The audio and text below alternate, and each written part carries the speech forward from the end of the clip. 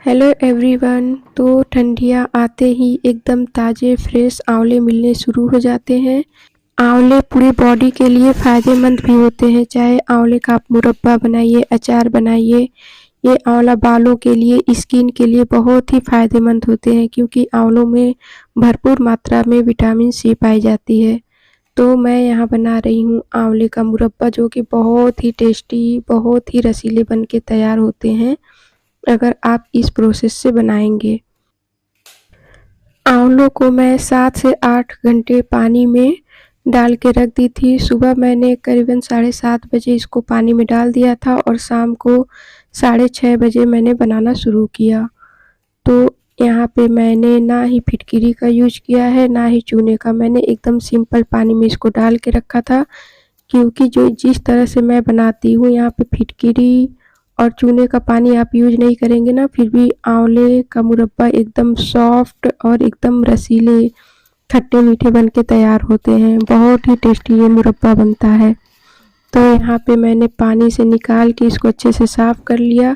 फिर इसको यहाँ पे मैं इस तरह से गोद लूँगी। तो सबसे ज़रूरी यही काम है, आप जितने अच्छे से इसको गोदेंगे ना, उतना ही टेस्टी ये मुरब्बा बन के तैयार होता है। बहुत लोग इसको 7 से 8 बार ही बस गोदते हैं, लेकिन तो जो आंवले में छेद करते हैं उसको हम लोग के यहाँ गोदना ही बोलते हैं कि आंवले में मतलब इसको गोद रहे हैं। आप क्या बोलते हैं कमेंट में ज़रूर बताइएगा। तो आप जितने अच्छे से मुरब्बे को गोदेंगे उतना ही टेस्टी बनेगा। तो ये देखिए उसके बाद हाथों का क्या हाल हो जाता है। मैंने 1 किलो आंवला लिया है और सारे आंवले को इसी तरह मैं छेद कर ली हूँ। तो जितना छेद करेंगे ना उतना ही टेस्टी मुरब्बा बन के तैयार होगा। अब मैं आ गई किचन में। गैस पे मैंने कढ़ाई में पानी गर्म होने के लिए रख दिया। जैसे ही पानी हल्का गर्म हो गया, मैंने उसमें सारे आंवले इस तरह से डाल दिए और 5 मिनट के लिए इन आंवलों को इसी तरह से गर्म पानी में उबाल लेंगे। तो सिर्फ ध्यान रखिएगा, यहाँ पे सिर्फ 5 मिनट ही इसको गर्म पानी में उबालिए, इससे ज़्यादा नहीं तो ये एकदम से टूटने लगेंगे सारे आंवले। जैसे ही 5 मिनट हो, आप गैस का फ्लेम ऑफ कर दीजिए। ये प्रोसेस करने से इसमें जो भी कसैलापन होता है ना, सारा निकल जाता है और मुरब्बा और भी सॉफ्ट बनते हैं और ज़्यादा रसीले हो जाते हैं। तो जैसे ही 5 मिनट हुए, मैंने गैस का फ्लेम ऑफ कर दिया और सारे आंवलों को इस तरह से एक प्लेट में निकाल लिया। फिर मैं इसी कढ़ाई को साफ़ करके इसी में मुरब्बा बनाऊंगी। तो मैंने कढ़ाई फिर से गैस पे रख दिया। आंवले जितना ही मैं यहाँ पे चीनी ले रही हूँ। अब इसमें मैं सारे आंवलों को डाल दूँगी और मिक्स कर दूँगी अच्छे से। फिर इसमें मैं आधा गिलास के करीब पानी डाल दूँगी और इसको धीमी आंच पर, एकदम से धीमे आंच पर पकाएंगे।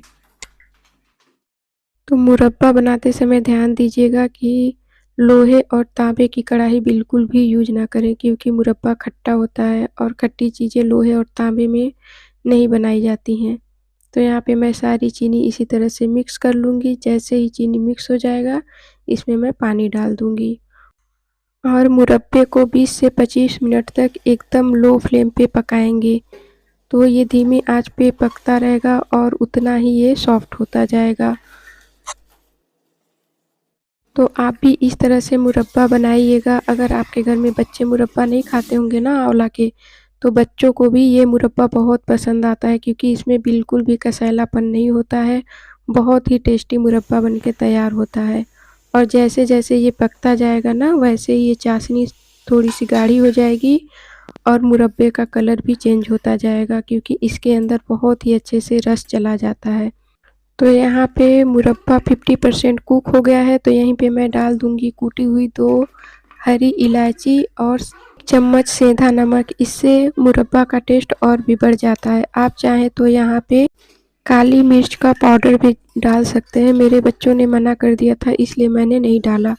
और ये देखिए मुरब्बा का कलर कैसे धीरे धीरे चेंज होता जा रहा है और बीच बीच में इसको मैं चलाती रहूँगी ताकि ये आंवले ऊपर नीचे होते रहें और सारे आंवले अच्छे से सॉफ्ट हो जाएं।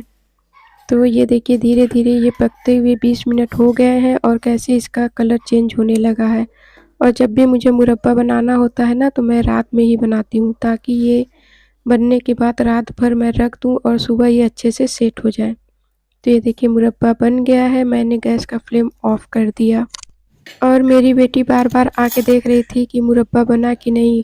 मैं इसको मना कर रही हूँ कि अभी नहीं खाओ, गरम है, लेकिन नहीं, इनको खाना था और जैसे ही ये लिया ना, ये बोली माँ देखो कितना सॉफ्ट है और सच में बहुत ही टेस्टी मुरब्बे बने हैं।